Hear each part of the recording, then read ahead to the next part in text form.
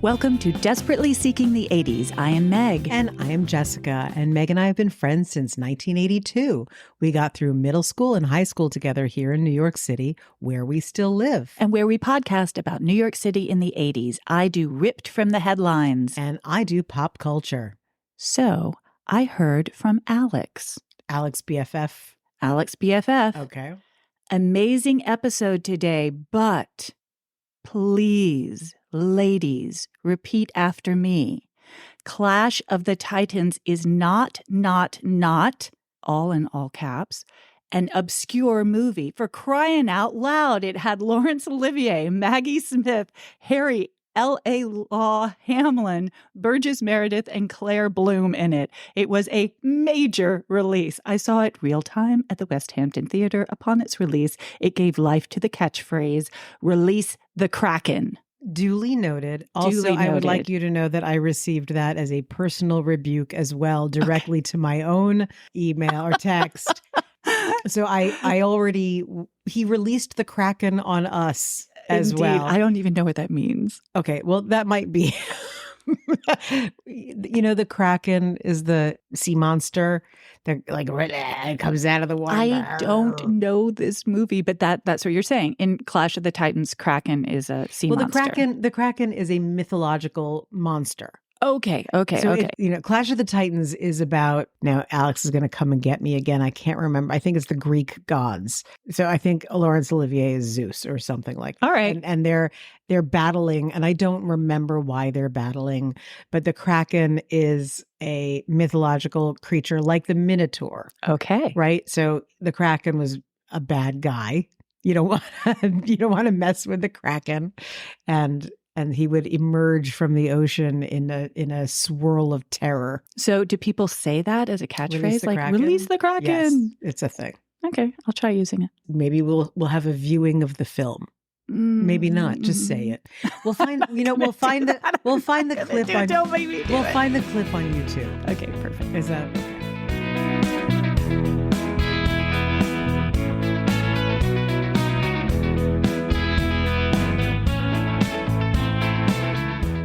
First of all, my story today was a personal request from BFF Nick.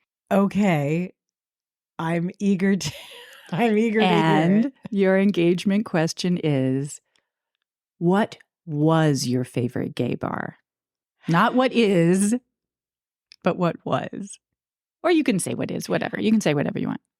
No, it's funny because I don't think I've been to a gay bar with, subversive intent in 20 years. So, I mean, Nick and I used to go dancing at Crowbar. They had an 80s night in the 90s. Nice. And it was where I famously, between the two of us, said to him how much I loved going dancing there because you get so hot and sweaty. Everyone took their shirt off. So I think I was in a bra at one point. And I said to him with glee, probably on a huge amount of drugs, "Oh my God, I love this place so much because if a guy puts his hands on me, it's to move me out of the way to get to another guy." So I loved Crowbar. And Nick used to live around the corner when he was living with his dad on 13th Street. He lived around the corner from a gay bar that was a legend, Uncle Charlie's, where we had a night of unparalleled insanity that ended up at, I think it was Universal Bar and Grill, which was primarily gay as well, where if you said it was your birthday, they brought whatever, like a sundae or something, and played the Wonder Woman theme song, the original Linda Carter, and it was glorious. But I'll save the story. But there was a grouping, I would say, that were our favorites. That's nice. I was the cover girl on HX magazine. You were probably the only woman on the cover of HX ever. And the article was about women who hang out in gay bars.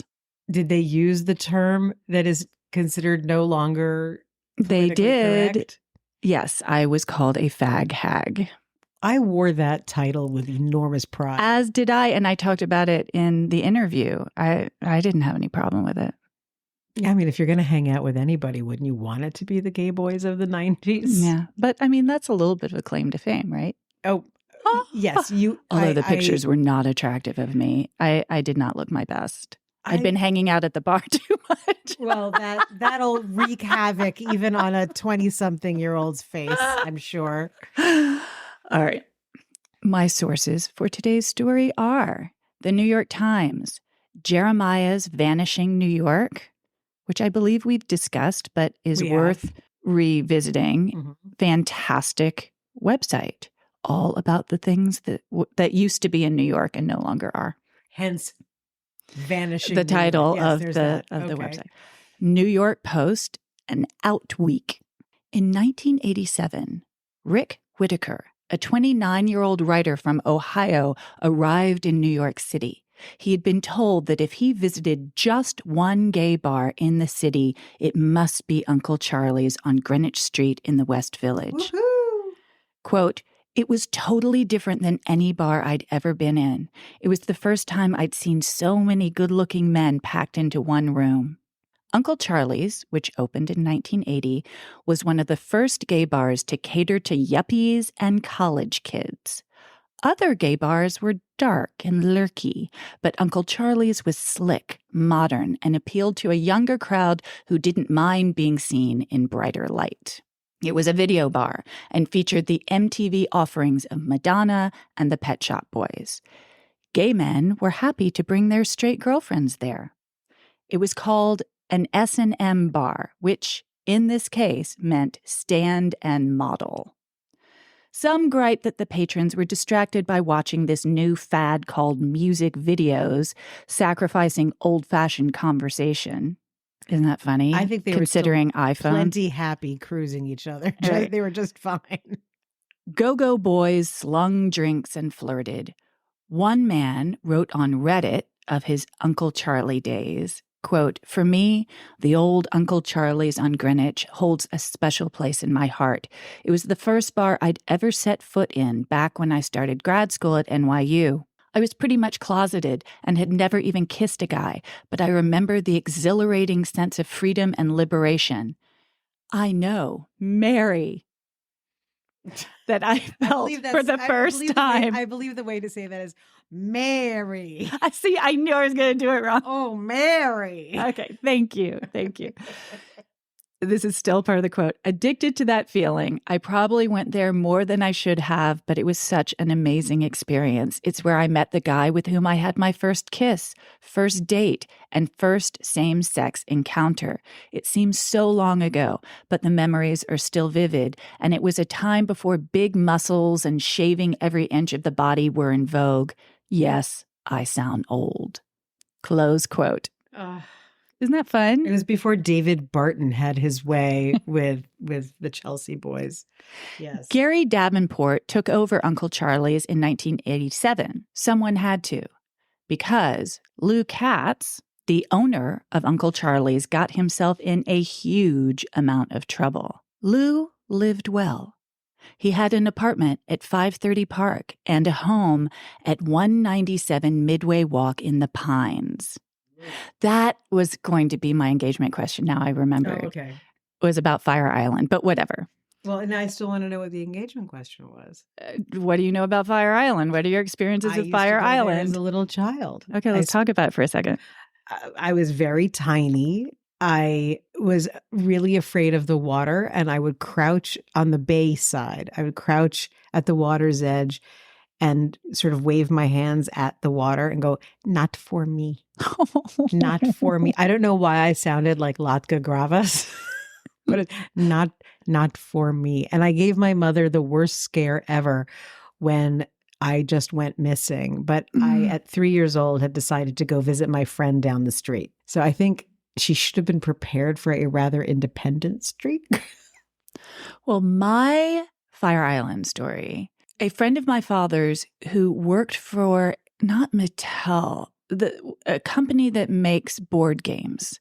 So makes Twister. It might have been Mattel. I'm not sure. But he had an endless supply of board games, and he would just give us like bags, and me and Toby just bags and bags of board games. And he had a place on Fire Island, and he invited the entire family to Fire Island. I do remember seeing men kissing each other for the first time in my life, and I was a bit confused. And then I caught on. As one does living in New York. Exactly. But that was my first experience. So Lou had a place in Fire Island. Wait, what was his last name again? Katz. Okay.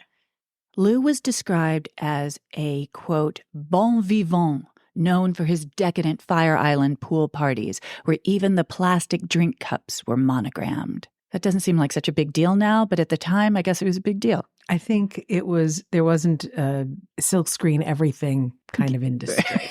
Fair enough. I'm going with that. Right. One of his Fire Island besties was Rory Cohn. No. So you get sort of a sense of who Lou is.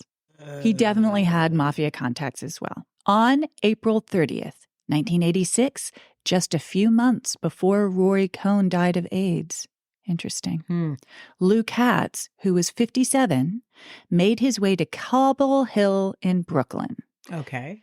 His 20-year-old lover, David, had broken up with him and started seeing 37-year-old Michael Moriarty, a UPS driver. Wait, the lover saw Michael Moriarty or Lou did? The lover broke up with Lou to start dating Michael Moriarty. Okay. Lou showed up at Michael's apartment at 160 Hoyt Street. There was a scuffle in the second-floor hallway, and Lou Katz stabbed Michael multiple times. When Michael called for help, his roommate, Kenneth Kung, who was 24, rushed out to the hallway with a knife of his own. When police arrived, they witnessed the knife fight between Kenneth and Lou. They ordered the men to put down their weapons. When Lou refused and tried to lunge at Kenneth again, Officer Frank Contrera fired one shot that grazed Lou's head. Lou was charged with murder and attempted murder from his hospital bed at Long Island College Hospital. Michael died from his wounds. Kenneth survived. A knife fight? This is bananas. Crazy. All right. Lou Katz's first trial ended in a hung jury.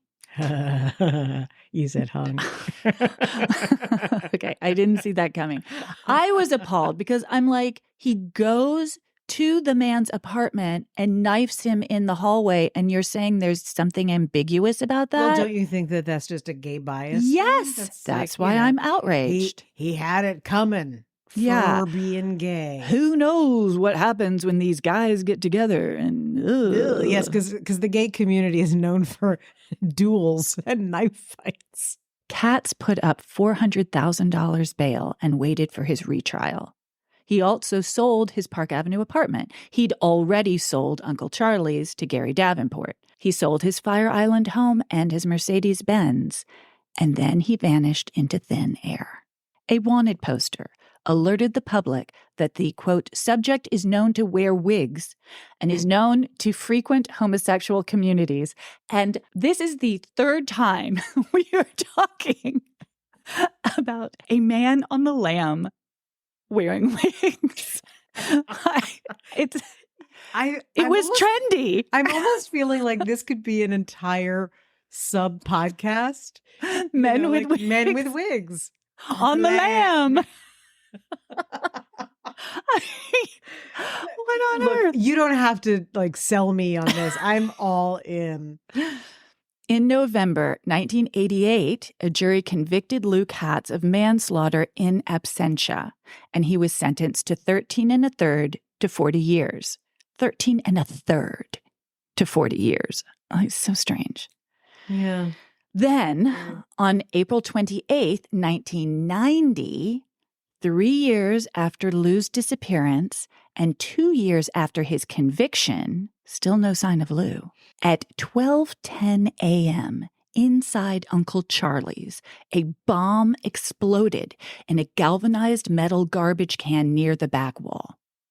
The bomb was made of M80 firecrackers stuffed inside a 6-inch pipe, closed off on both ends. There was no timing device, so the bomb was ignited dumped, and exploded in just a matter of moments. The blast ripped a hole in the can and sent broken glass flying. 2 patrons and a staff member standing near the can received minor cuts, thank God, to their faces, arms, and hands and were treated at St. Vincent's. Police said it was not a bias crime. But David Dinkins disagreed, as did several gay rights groups, including Queer Nation. Queer Nation had been founded the previous month by some members of ACT UP. Now we know ACT UP focuses primarily on people who have AIDS. Queer Nation had the specific mission of eliminating homophobia and was responding to the notable uptick of violence against LGBT people in the streets of New York. Their now famous rallying cry was, "We're here, we're queer, get used to it." 1,500 I just got chills again. I remember that so vividly, being genuinely revolutionary. It was a potent rallying cry and so emotional. And having not heard it in such a long time, I just got a little sense memory chill. And Queer Nation was responsible for reclaiming the word queer. Mm-hmm. And that's why, I'm saying LGBT, because the Q hadn't quite been added yet, but it was getting there. They're here. 1,500 protesters marched from Uncle Charlie's to the 6th Police Precinct Station House at 233 West 10th Street with banners that read, "Dykes and Fags Bash Back." As it turned out, the LGBT community was right. They knew it when they saw it. In 1995, the New York Times reported that El Sayed A. Nosair, a member of a terrorist group attempting to blow up New York City landmarks, had planted the bomb at Uncle Charlie's as a protest against homosexuality. El Sayed was an American citizen born in Egypt and radicalized in Brooklyn at a mosque that was Osama bin Laden adjacent. El Sayed got life in prison. The explosion at Uncle Charlie's in 1986 is now considered one of the first terrorist attacks on U.S. soil by a radical Muslim group. Interesting. Fascinating. But whatever happened to Lou Katz? You want to know. I am burning to know. A distant relative of Lou's had a bit of a grudge against him and told the FBI... I'm leaning in. Told the FBI to check out Panama. Lou Katz only had one eye. Now, I don't know when he lost this eye, before or during the knife fight or after, maybe. I don't even know. No, it couldn't have been after because he disappeared after that. But it was a distinguishing feature. When the FBI got to Panama, they heard tell of a one-eyed businessman driving around Panama City in a white Porsche. Turns out 36 white Porsches are registered in Panama. I don't know why. Okay. And a one-eyed 70-year-old had 2 of them. No. For 13 years, Lou had been living under the alias Frank Novitsky and running a thriving Panamanian export business. I'm not sure I know what import-export means. Do you? I mean, it's usually, if you ask someone who's engaged in criminal activity, what do you do? It's like import, export. But what it's just all that it means is I'm getting goods out of one country and possibly receiving them into the original. It could be rugs, it could be legit. It could be totally legit. But if you have a, let's say, rug company, well, you can roll a lot of things into a rug. So having an import export type of business is a great blind. If you are, blind, get it? Mm-hmm. One-eyed man. Yeah. If you are trying to, do something. Right. And you mentioned this, right. And he did have connections with the mafia. Lou Katz did. So that kind of makes sense. It would make perfect sense. Yeah. And I want to know, though, this is my And favorite. that it was thriving. Here's my favorite thing about this. Number 1, white Porsche, not laying low, Lou. And number 2, Frank Novitsky? Where does that come from? It's like, is that someone he went to high school with and stole the name? Did he just have a moment of inspiration like, Novitsky? that sounds good. Like, what? What is that? Or that's what the mafia gave him as his new identity when they helped him disappear. I don't think that the mafia does relocation. I think they I think they do. Do they? Why wouldn't they? They do things. But They disappear people. if you're disappeared by the mafia, that generally means No, you died. You know what I mean, though. They help people go on the lam. They go on the lam. I think that you may have just come up with another topic for us to research. Does the mafia ever go on the lam? I'm sure they go to ground. They go quiet. Underground. But Yeah. I think That's that what- the whole idea of being relocated is if you are a snitch. Right. Yeah. Then you No, get, yeah. But that's a different story. That's my point. But I'm trying. Yeah. Anyway. I don't know. I Maybe think the they mafia do. helped him. That's all I'm saying. You know what? Let's find a mafioso. Let's get someone on this podcast. Well, I'm following Sammy the Bull. He has his own podcast. Need to get him. He does seem to be kind of harmless now. Anyway, I am very willing to go down that road. in 2002, 72-year-old Lou Katz was extradited to the U.S., where he served his sentence at Green Haven Correctional Facility in upstate Stormville and was paroled in 2015. So maybe we can just ask Lou. Uncle Charlie's closed in 1997. At the time, That was a dark day, I remember. At the time, and it was when I was reading the article about it, at the time, Gary Davenport reported sadly, quote, "Chelsea has become the new Greenwich Village for gay men. And now it's a fiddlesticks." Yeah. It's been fiddlesticks since 97. I think so. Yeah. So do you want to know what happened in Uncle Charlie's with Nick? And Sure. I'm sure he won't mind this because it's about me. So New Haven Pizza Company was on 13th Street between 6th and 7th. And I would meet Nick at New Haven because his dad's townhouse was adjacent, or maybe a door down. New Haven Pizza Company, which, by the way, was also well known for you order a pizza and you get a bag of blow when it is served to you. But they had a happy hour that was very cheap. One night, when, I don't know, late afternoon, I got there uncharacteristically early. And as only young people can make these mistakes, I had 3 martinis. So Nick opens the door, of his father's, and I'm swaying in the doorway like, it's great.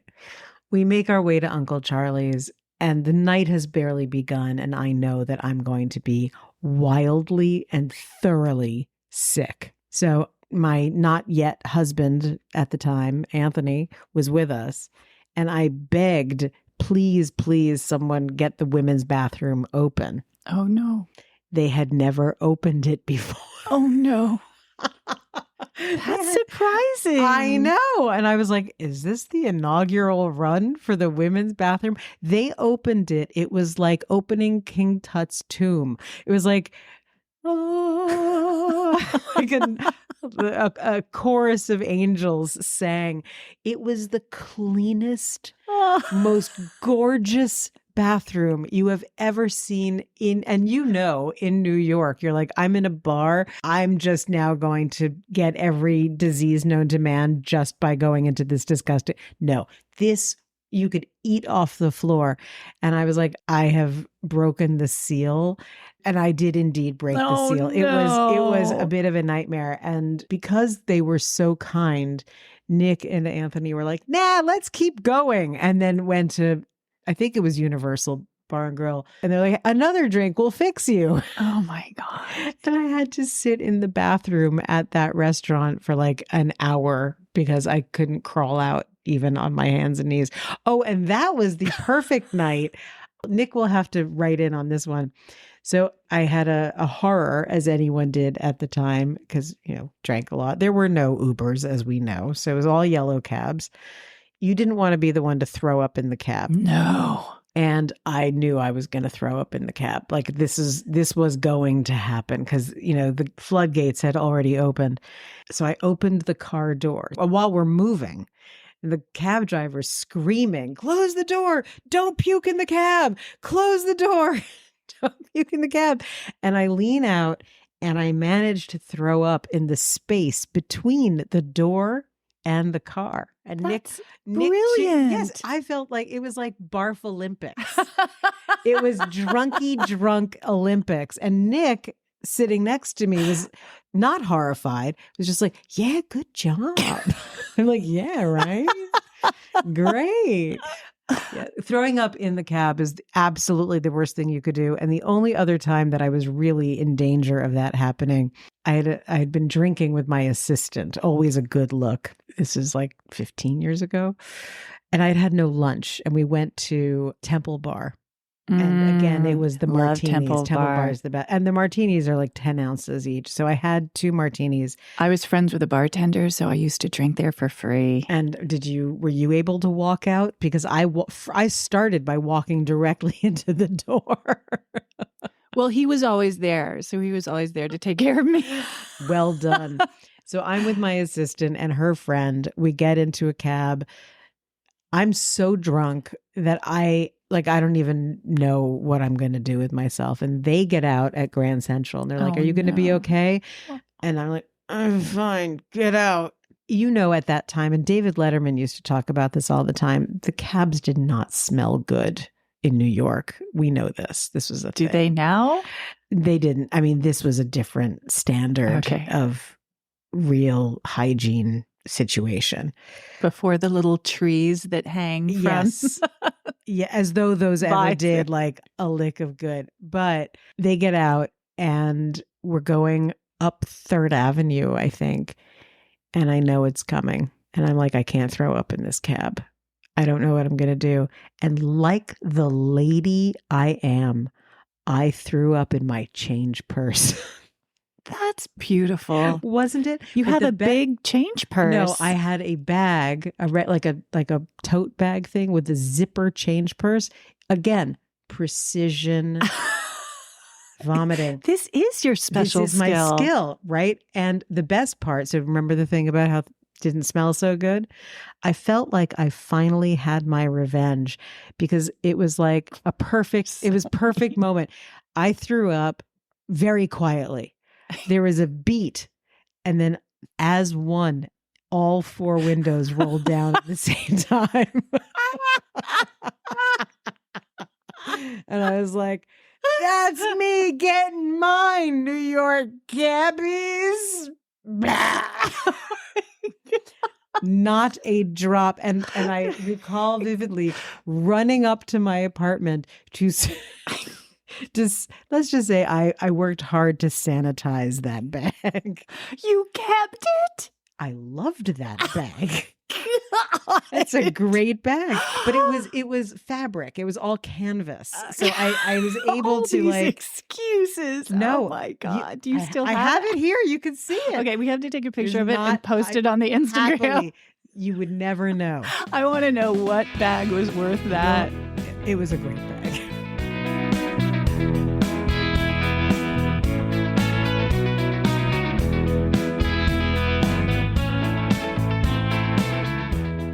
All right, so today I have another installment on this day in the 80s. Cool. But I realized that the last time I did this, I chose the day that we were recording, but now I've chosen the day that this will air. Interesting. So September 26th, 1988. Cool. Let's take a little journey, shall we? I'm excited. Well, I chose frankly, it's 3 topics, but one of them is its own thing and the other 2 are related. But I love doing this because it's such a snapshot of the weirdness of New York, the peculiarities of neighborhoods and of like human interest stories don't really shine the way that they did back then. Okay. So the first thing that I'm going to bring our attention to is, Meg, when you've been to LA, Have Mm, you ever done a tour of No. any kind? No. So, there are all of these like maps of the stars' Right, homes exactly. and all that No, kind of stuff. I don't do that. Not interesting to me at all. Meh. And like you're stuck on a bus and it's like, look, that's Ginger Rogers' old house. And you're like, oh, that's nice. Right, Like whatever. But trust New Yorkers to go where people were actually living in their apartment buildings to stalk them. So this particular article is titled Manhattan Stargazing Calls for Low Shoes and High Hopes. Okay. Is that face? Because there's No, I'm excited. Yes. Who are they going to stalk? So remember, this is 1988. So I'm just Right. going to read a few choice bits. And then I think that it leads very nicely into some of our own celebrity encounters in New York City growing up. And there's one in here that I can refer to. And one of our BFFs of the podcast, Ale, is going to remember this very well. But the guided tour got off the ground at the back door of a certain apartment in the Turtle Bay section of Manhattan, where a photo opportunity occurred. A newspaper whose mailing address glowed with the name Katharine Hepburn, along with a flyer for Chinese takeout food. It ended several hours later on Fifth Avenue. And where did it end? It ended outside of Jackie O's building with all of these people waiting for her. Basically, in fact, it says to wave down to them and offer them a cure upstairs in her apartment. And of course, this now brings to mind, like, did this actually happen? No way. No, not on this occasion, but like, did they have their high hopes for that sort of encounter? I Because can't she imagine. once indulged someone? Dying to know. But unrealistic is the point. And all of their tour was on the Upper East Side. Some of the places where they visited were Charlie Parker, where he died, where Ethel Merman and Judy Garland's funerals were held. I would assume that's Frankie Campbell, don't you think? Must be. Had to have been. Where Greta Garbo lived at the time. Where did she live? Do you know? Doesn't say. Oh, okay. But we can look it up and we can find the building and put it on Instagram. But my favorite is the comment. It was where Greta Garbo lives and where Shirley MacLaine may relive past lives. Poor Shirley. Oh, poor Shirley, said Monica Koval, staring across East 52nd Street at a bland high-rise, identified by the tour guide as the New York address of the metaphysically minded movie star. Now, here's what's so great. She wasn't saying poor Shirley because her privacy was being invaded. She didn't like the building. No, it sounds like a boring building. She was like, ugh, she could do better. I mean, seriously, a high rise on 52nd? Bleh. Those windows, she said, like a prison. So really, it's a tour about real estate. Isn't everything in New York about real estate? Often goes back to real estate. Really? And they say that while Hollywood had been doing this for a long time, the sidewalks of New York was a new thing. It had been dreamed up by a Dallas travel agency owner. He put these tours together with different themes. So one of them was Famous on Fifth, and it hugged Central Park with occasional detours to side streets. And here's a callback. One of the buildings that they looked at on 71st Street was where Bess Meyerson's trial took place. How could the trial take place at 71st Street? They don't mean her trial. They mean that's where she lived, right? I'm sorry. 71st is where she lived. And there was a hushed briefing by the person who was doing the tour about the trial. Got it. That makes more sense. Okay. Yes. You know where they get all of their intel? Where would you think they get all of their intel about where people are and where they live? Paparazzi? That's LA. Who in New York knows everything? Doorman? Yes. And the doorman apparently wouldn't ever say anything about their own building, but every other building on the block, they would spill over. I love it. Yes. Total typical. Barbara Streisand had a place at 1157 3rd Avenue, and there was scuttlebutt that Don Johnson was going to be moving into the building as well. Gosh, that was a weird coupling. Indeed. Then two of the people on this tour are described. Charles and Yvonne Lynch, visitors from Indianapolis. They sipped tropical drinks and rested their feet up at Trader Vic's. Mrs. Lynch, found the tour guide's preoccupation with suicide, drugs, drink, sexual hanky-panky, and dark sides of the stars' lives puzzling. She asks, why doesn't anyone say anything nice about Montgomery Clift in front of his former townhouse on East 61st Street? Where are you from? I know. Like, You don't know the scuttlebutt on Montgomery Clift? well, he was apparently very nice. Well, sure. But, you know. But there's also Scandal. Also, it sounds like a tour I would love. You and this was if I made could for us. go back in time and be on this tour and take notes.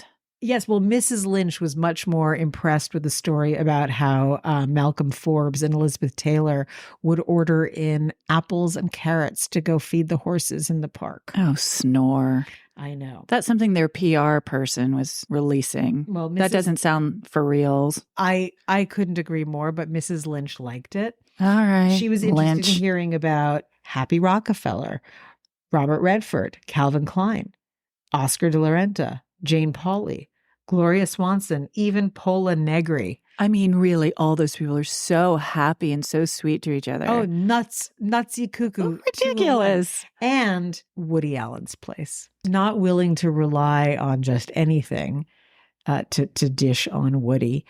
The tour guide quoted Dustin Hoffman, who had nasty things to say about Woody Allen. Oh, did he? He did. He said, "Don't mess with Woody. He's very rude." Warren Fair. James, a young architect, smiled at this intelligence. "It's hard being famous," he said. So that whole story cracked me up because, you know, we've talked about this, but one of the things about New York that is not LA is that if you're caught gawking at someone, it's death. Like, why would you ever? It's like, very it's tacky. so tacky. It's not the New York way. You're supposed to pretend you don't recognize anybody. Well, best friend of the podcast, Ale, and I once failed miserably in this way. Do you remember, I think it was a Three Guys coffee shop that was in the 70s on Madison Avenue?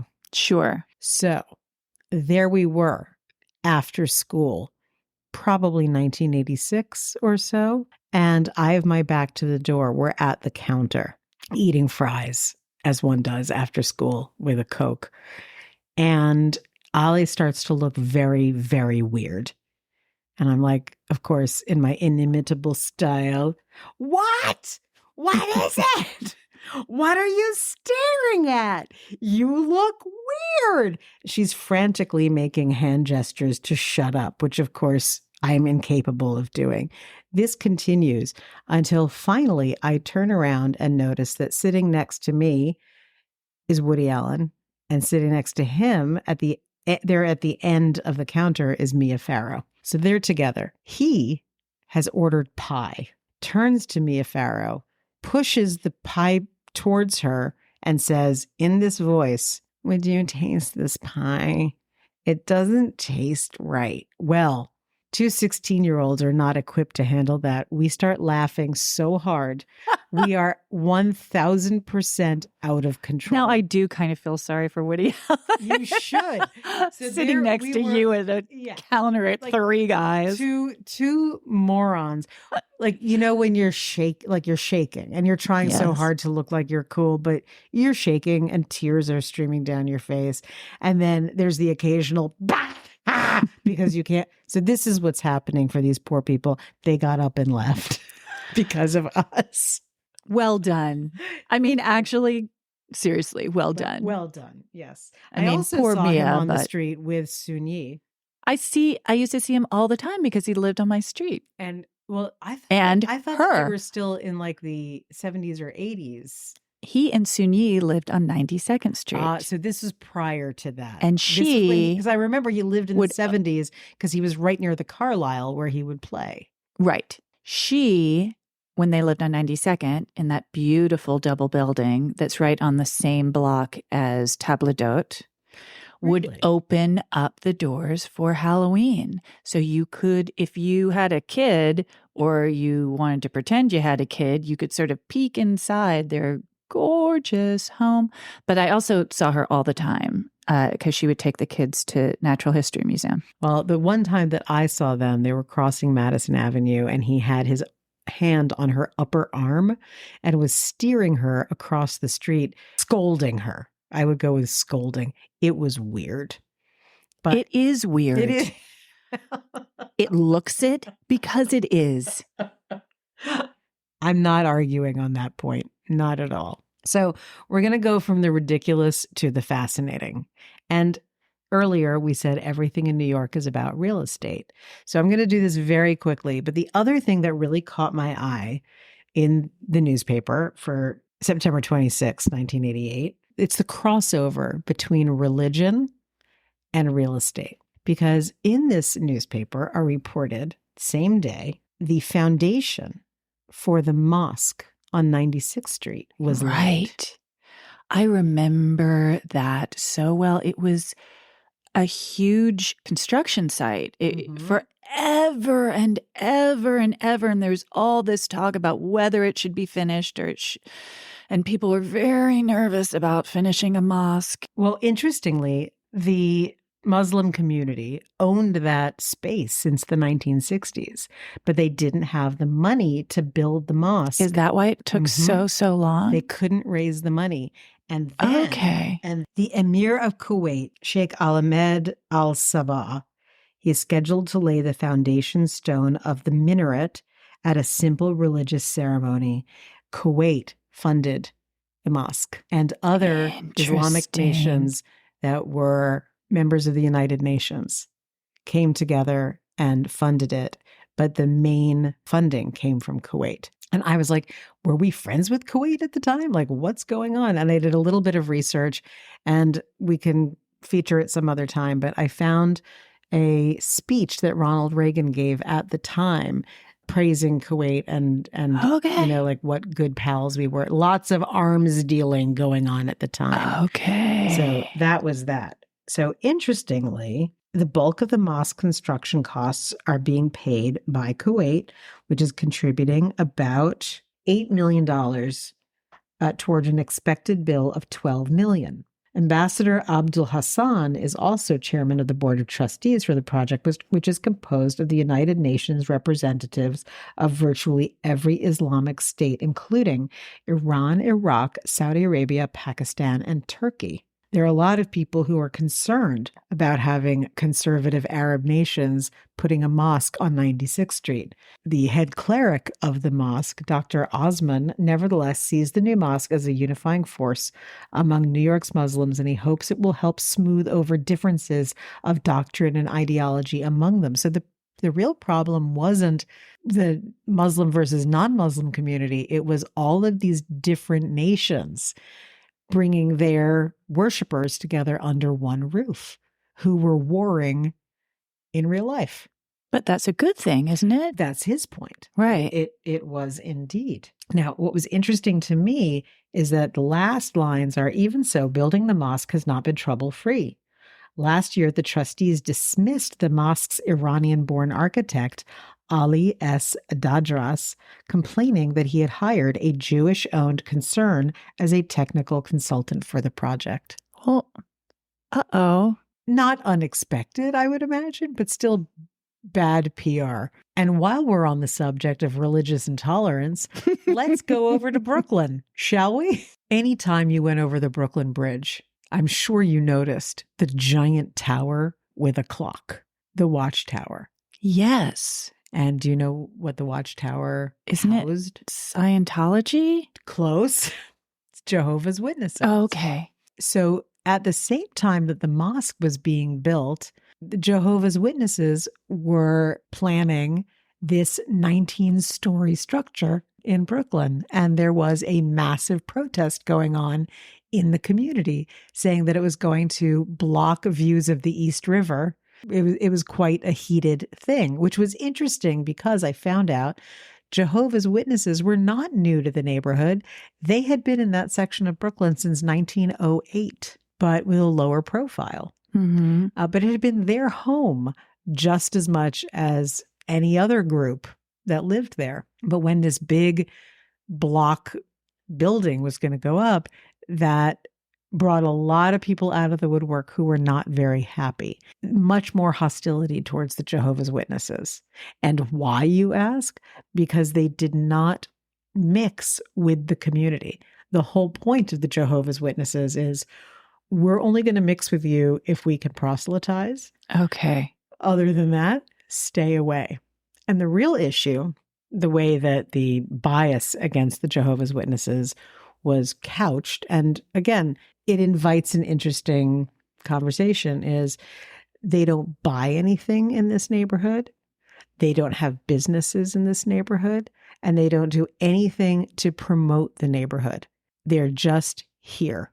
And they clutter the streets at exactly the same time every day because they owned a building already at 50 Columbia Heights. This new building was 25/30 Columbia Heights. So they would leave the buildings all at the same time. So imagine the congestion in the streets. So the residents were like, add another 19 stories. This is not going to be good. So I thought that was very interesting. And as I was reading it, I was like, well, that just doesn't seem very fair. It doesn't. And I it mean, seems everyone really- goes to church at basically the same time, too. I mean, whatever. And so organizers of the opposition said they have no complaints about the witnesses themselves. Quote, "We have always had a very cordial relationship with the Watchtower people," said Judy Stanton, executive director of the Brooklyn Heights Association. "It wouldn't make any difference to us if this building was being proposed by a law school. However, I'm not sure. not quite so, because, as I said, Ruth Gray Phillips had a lot to say about them not giving back to the neighborhood. And I read this and I was like, is that really, like, that just seems like a really convenient argument. And then I read this. Chris Clock, a 22-year-old member of the group, said in an interview, a Jehovah's Witness, said in an interview outside his dormitory, Kingdom Hall, that the witnesses do care about and help the community. Quote, "We make an effort in our ministry work to go to people and help them through the scriptures," he said. "One of the main tenets of the witnesses' religion is that they must teach it to others. So they often spend time, quote, witnessing or going door to door." Mr. Clock said that while the witnesses felt no antagonism toward the non-believers in the community, they had no desire to become close to them. Quote, "We wouldn't associate with people like that, have them to our rooms and have a fellowship with them," he said. "You know, if you associate with people, you become like them, don't you?" Interesting. Yes. So that to me was absolutely like, these are not simple arguments. No, not So at all. On the same day, religious antagonism potentially brewing. What came of it? What came of it was that both buildings were built. The mosque on 96th Street became a big help during COVID. It's a COVID testing place. It still is. And Absolutely. provided a lot of services. It's hugely important to the community, to the whole neighborhood. Very much so. Whereas the Jehovah's Witnesses sold the building. It is now a movie studio. What? And they sold it for $340 million. Okay. And it is now Panorama Studios. All right. Religion, real estate in New York. Isn't real estate a religion?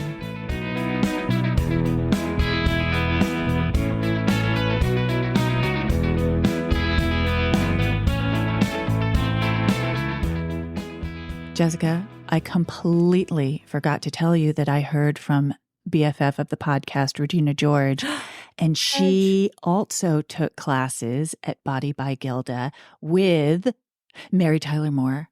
Oh, yeah, that's right. And Sigourney Weaver. That's a good one. I mean, I remember that's Mary impressive. Tyler Moore and being like, that woman needs a sandwich now. She was microscopic. Yes, very painfully thin. But I was very happy. That's a good one. I love that Reg did that. I didn't know that. Regina, if you're listening, did we ever do that together? Do tell me. Good one. So our tie-in very well may be mosques. I feel like our tie-in is tolerance. Okay, that's better. Because also the two mosques were so completely different from each other. One was created to radicalize and the other one was created to bring people together and I think it's tolerance give of the back gay to the community, tolerance of Jehovah's Witnesses, tolerance by the Jehovah's Witnesses of the Brooklyn community. The mosque being not really an issue at all, where you might think it would be, and wound up being a big part of this community where we sit right now. So yeah, love thy neighbor or not. Da, da, dum.